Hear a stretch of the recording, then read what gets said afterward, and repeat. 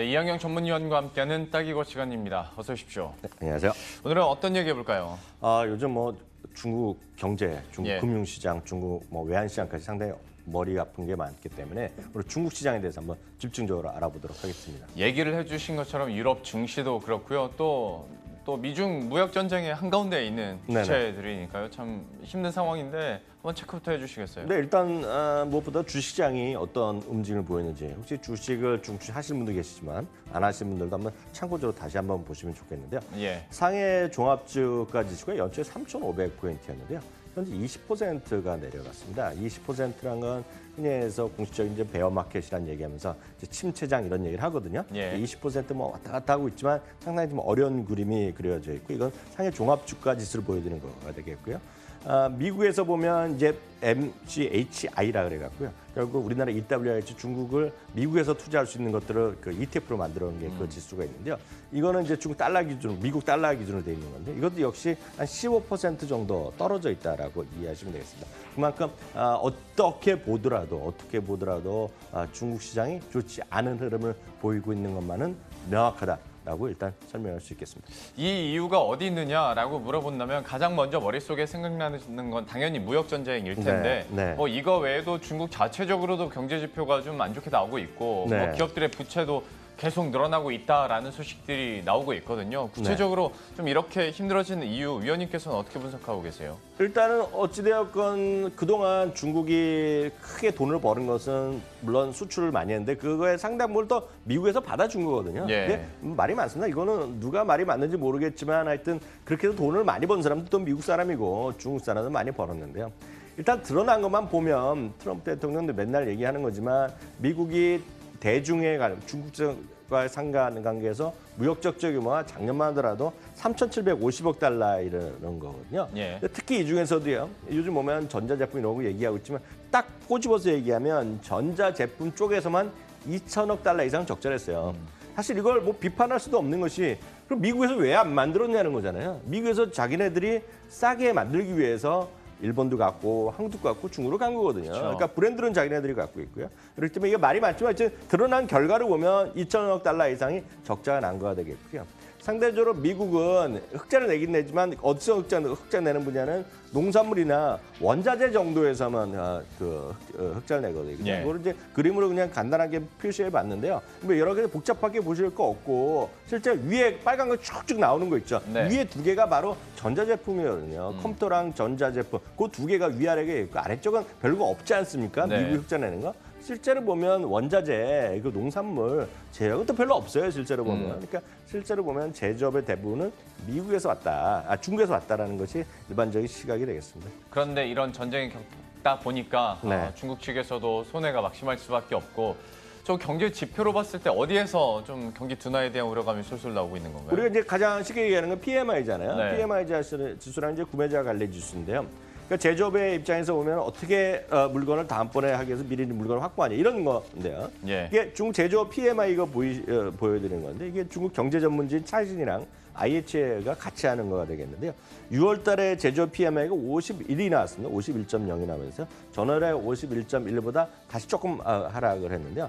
특히 이제 이 중에서도 제조업 수출 부분은요, 2016년 6월 이후 지금 최저 수준을 나와 있거든요. 이게 이제 약간 흐린색이 되겠습니다. 약간 흐린색 선이 되겠는데요. 최근에 수출 주문이 이렇게 다시 하향 쪽으로 아래쪽으로 가고 있다는 것이 되겠거든요. 이게 상당히 좀 머리 아플 수밖에 없는 거가 되겠죠. 그러니까 이거에 따라서 중국에 대해서 걱정하는 목소리들이 많은 것들이 결국 무역 전쟁이 아직 시작도 안 됐지만 그거에서 인과관계가 100% 있는 건 아니겠지만.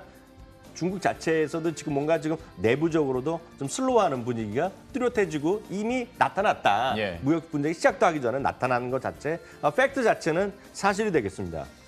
근데 일각에서는요. 중국 지금 걱정거리 나오는 게요. 네. 무역 전쟁이 아니라 경제 지표도 아니라 기업들의 부채에 가장 큰 문제가 있다라고 네네. 얘기를 하는 사람들이 있더라고요. 네, 맞습니다. 현재 상황이 좀 어떤 거예요? 그러니까 그게 항상 나오지만 중국의 어떤 부채 문제 이런 네. 것들이 잘 모르는 것들이 많다 그러잖아요. 그렇죠. 예, 그래서 이게 보면 예전에 우리나라 이제 완전히 다 금융권이 다 드러나 있지만 예전에 보면 사채를 많이 쓰고 그럴 때가 있었단 말이죠. 네. 지금 딱 중국이 지금 그렇다는 거죠. 그러니까 발표되는 수치보다 더 안 좋은 것들이 많은데 이게 어저께 제가 머니투의 뉴스를 제가 갖고 온 건데요. 예. 중국의 회사채 부도가 사상 최대를 나온다고 있는 그런 머니투데이 기사가 되겠고요. 이걸 자체로 보면 블룸버그 이런 걸 인용해서 머니투에서 쓴 글이 되겠는데요. 실제로 보면 회사채 금리가 7%에 육박하고 있다는 7%대. 예. 우리나라 보통 금리 지금 웬만한 것들이 뭐 2, 3%밖에 안 되거든요. 그렇죠. 그 기업체들도 아주 이상한 데가 4% 되고요. 회사채 금리 7%니까 기업 자금의 조달 부담이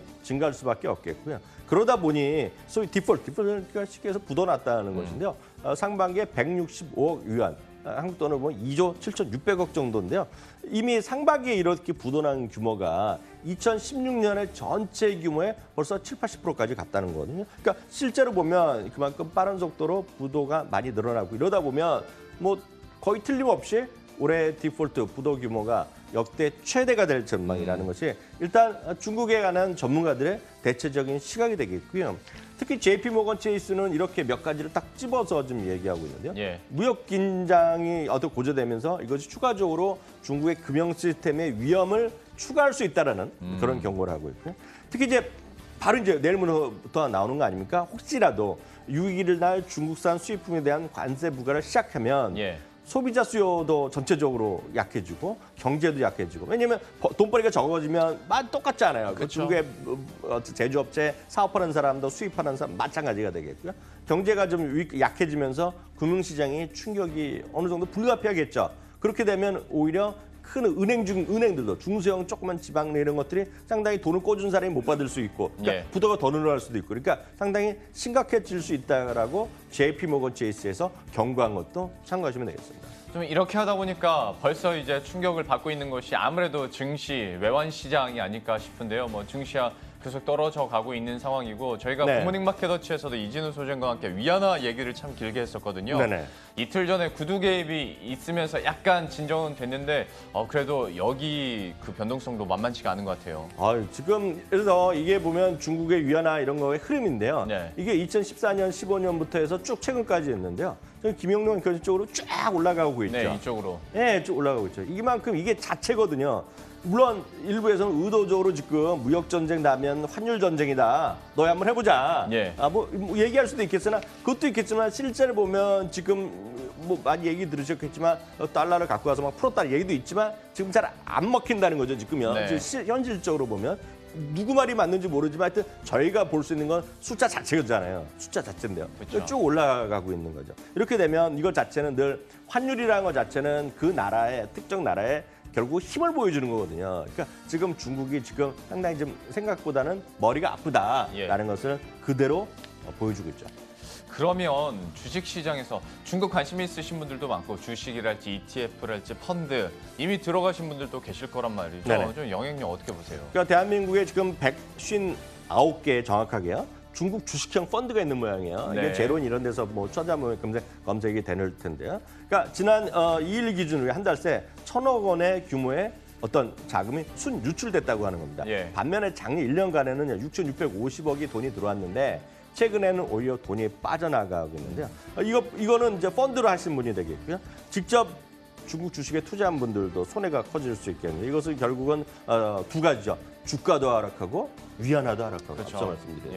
예. 이게 보시면 위안화를 보시면 하나 더 말씀드리면 이 위안화라는 것이 결국은 우리나라뿐에 있지 않아서 결국 보면 우리나라 원화의 가치인데요. 상대적으로 보면 아시다시피 2015년, 16년까지는 이게 중국의 위안화가 상대적으로 강했거든요, 지금요. 네. 근데 최근에 보면 다시 조금 안정하다가 지금 최근에 다시 위안화가 약해지는 모습이 좀 길게 보이지만 위에 꼬리가 좀 내려가고 있거든요. 네. 그만큼 위안화를 갖고 있는 분이 한국 돈을 바꿀 때 생각보다 예전보다 돈을 덜 받는 그쵸. 거죠, 쉽게 얘기해서. 예. 네, 그런 것들을 보면 실제로 보면 양적으로 터지고 있다라고 일단 이해하실 수밖에 없겠죠. 그러면 마지막으로 주식 투자에 있어서 결론, 아이디어 좀 정리를 해주시죠. 뭐 기존에 갖고 있는 분 그리고 새로 고민하신 분을 위해서 먼저 공통적으로 말씀드리면 해외 주식 투자 늘 말씀드리지만 철저한 분산 투자가 기본이다. 그래서 늘 말씀드리면 베트남도 좋고 인도도 좋고 중국도 좋지만 올이라는 것은 본질적으로 잘하는 건 아니다라는 예. 거죠. 그리고 이머징 마켓 아시다시피 중국은 물론 시가총액은요. 다시 말씀드리면 시가총액은 미국 다음에 큽니다. 네. 다만 아직까지는 이머징 마켓에 요번에 처음 제대로 들어간 거 아닙니까? 그렇죠. MSCI에. 네. 그렇기 때문에 상대적으로 전 세계에서 주식시장에 펀드에서 편입된 것은 아직 적습니다. 실제로 보면은요. 물론 다 보면 우리나라보다 큰데 실제로 보면 여전히 아직 이머징 마켓이거든요. 네. 그럼에도 불구하고 뭐 중국에 또 올인한다? 이거는 아니라는 거죠. 다시 말씀드리지만 이머징 마켓, 프론티어 마켓의 어떤 변동성은 분명히 좀 이해를 하셔야 되겠다. 예. 역설적으로 보면 지금 떨어졌다고 해서 제가 개별 종목은 모르겠으나 펀드나 ETF 이렇게 하신 분들은 그냥 뭐 다 팔고 이건 저는 아니라고 보이고요. 참고적으로 말씀드리면 이머징 마켓에 대해서 글로벌 자금이 계속 빠지는데요. 특이하게 돈이 들어가는 나라가 있습니다. 지금 해외 글로벌 자금에서 네. 중국에 대해서는 끊임없이 돈이 들어가거든요. 그래서 저는 이미 어찌됐건 100%라서 어찌됐건 많이 중국 펀드를 하신 분들은 저는 굳이 팔 이유가 없다. 그래서 좀 기다리시라 이렇게 말씀드리고 싶고요. 다만 어떤 걸 해야 되냐. 주식을 하시더라도 대표주로 하셔야 되겠고요. 1등지 펀드 이런 거 많이들 하고 있거든요. 그러니까 펀드도 이런 거로 구축되어 있기 때문에 이런 거나 펀드나 ETF로 대응하는 것이 필요하다고 보고 싶고요.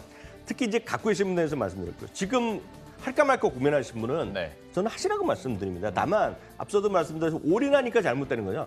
중국 같은 경우에 전체 해외 자산 를 100이라고 보면 한 20 정도 하는 정도가 적당하다. 그럼 100을 하니까 문제지 20 정도는 그것도 나눠서 조금씩 사 들어가는 거는 제가 봤을 때 장기 투자 입장에서 분명히 긍정적이다. 이렇게 말씀드릴 수 있겠습니다. 네, 이렇게 해서 오늘은 중국과 관련된 투자 아이디어까지 함께 살펴봤습니다. 이항영 전문위원이었습니다. 고맙습니다.